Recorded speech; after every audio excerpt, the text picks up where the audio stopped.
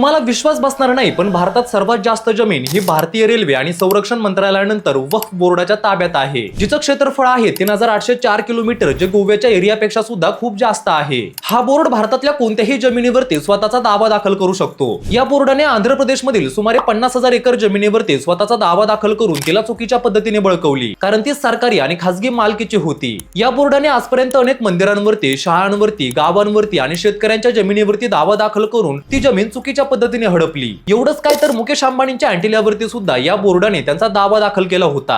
या कारभारामध्ये यापूर्वी महिलांचा काहीच समावेश नव्हता, पण आता भारत सरकारने यामध्ये खूप मोठे बदल केलेत. सरकारच्या नवीन कायद्यानुसार मुस्लिम महिलांना वक्फच्या निर्णय प्रक्रियेत समान अधिकार मिळालाय. सिया, सुन्नी, बोहरा, आगा खानी या सर्व गटांना प्रतिनिधित्व मिळालंय. आणि सर्वात महत्त्वाचं म्हणजे आता वक्फ बोर्ड कोणतीही सार्वजनिक किंवा सरकारी मालमत्ता आपोआप ताब्यात घेऊ शकत नाही. एवढंच नाही तर आता ब्रिटिश काळातील जमिनीचे नियम संपवून कोणताही धार्मिक गट ही आमची मालमत्ता आहे असं सांगत मोठ्या जमिनी बिनबोबाट घेऊ शकत नाही. हा कायदा कोणाच्याही विरोधात नाही, तर तो सर्वांसाठी समानतेचा आहे. त्यामुळे हा व्हिडिओ सर्वांसोबत नक्की शेअर करा.